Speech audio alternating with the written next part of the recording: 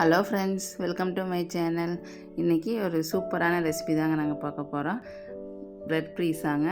சரி, நம்ம வீட்டிலே எப்படி செய்கிறதுன்னு பார்க்கலாம்.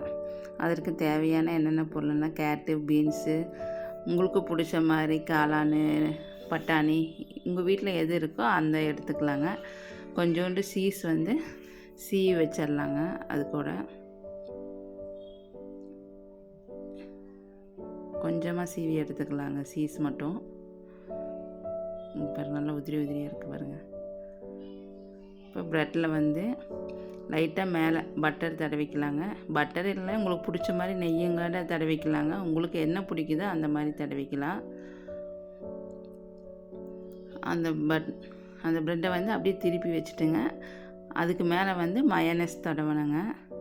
இதில் மயோனைஸ் வீட்டிலே நம்ம செய்யலாங்க. ஃப்ரெஷ் க்ரீம் இருந்துச்சுன்னா வீட்டிலே செய்யலாம். அந்த வீடியோ உங்களுக்கு இன்னொரு டைம் சொல்கிறேன் எப்படி செய்கிறதுன்னு.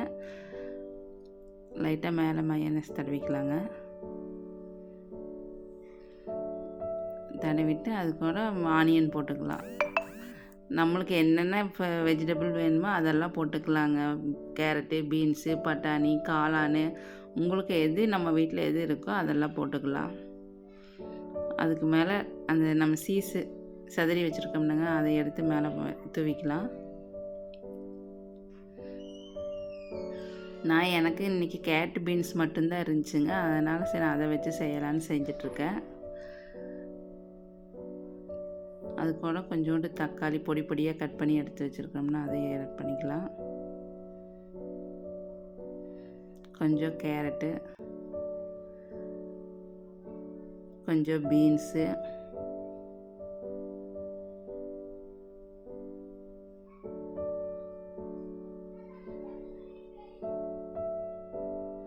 கொஞ்சமாக என்ன சொல்கிறதுங்க சில்லி ஃப்ளாக்ஸுங்க. நான் வீட்லேயே அதை ஒரு 5-6 மிளகா வறுத்து மிக்சியில் போட்டு பொடி பண்ணி வச்சுருந்தேன். அது கூட மேலே லைட்டாக இது பட்டர் சாஸ் வேணுன்னா உங்களுக்கு தடவிக்கலாம். சாஸ் விருப்பம்தாங்க. சாஸ் தடவைனா கொஞ்சம் குழந்தைங்க விரும்பி சாப்பிடுவாங்கறனால நான் கொஞ்சம் சாஸ் தடவிட்டேன். அதை அப்படியே வச்சு மூடிடலாம். அதுக்கு மேலே லைட்டாக கொஞ்சம் பட்டர் மட்டும், டேஸ்ட்டுக்கு தாங்க இந்த பட்டரு. அதுக்கப்புறம் நம்ம அந்த தோசைக்கல்லையோ இல்லை ஃபேன்லேயே ஏதோ ஒன்று வச்சு நம்ம நல்லா கொஞ்சம் நேரம் அமுத்திட்டே இருக்கணுங்க. அப்போ தான் அந்த சீஸ் எல்லாம் நல்லா உருகி மெல்ட் ஆகிற மாதிரி இருக்குங்க. 2 பக்கம் திருப்பி போட்டு நல்லா அமுத்தி விட்டுட்டே இருக்கணும். இங்கே பாருங்கள், சூப்பராக ரெடி ஆயிடுச்சு.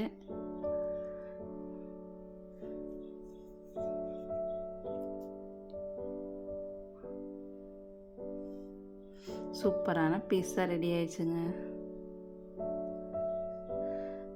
சீக்கிரம் 10 நிமிஷத்தில் செஞ்சிடலாங்க. நம்ம வீட்டில் இருக்கிறத வச்சு இந்த ப்ரெட்டை வச்சு என்ன வெஜிடபிள்ஸ் இருக்கோ அதை வச்சு நம்ம சீக்கிரம் குழந்தைங்களுக்கு செஞ்சு கொடுத்துடலாம். வீட்லேயே பீஸா ஈஸியாக செஞ்சு கொடுத்துடலாம். இங்கே பாருங்கள்,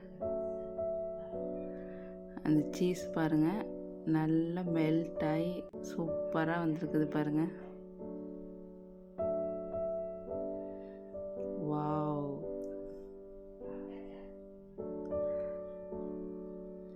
நீங்களும் செஞ்சு பாருங்கள். செஞ்சு பார்த்துட்டு கமெண்ட்ஸில் சொல்லுங்கள். குழந்தைங்க ரொம்ப விரும்பி சாப்பிடுவாங்க இந்த மாதிரி செஞ்சு கொடுத்தா. இந்த வீடியோ உங்களுக்கு பிடிச்சிருந்தா லைக் பண்ணுங்கள், ஷேர் பண்ணுங்கள், சப்ஸ்கிரைப் பண்ணுங்கள். தேங்க்ஸ் ஃபார் வாட்சிங்.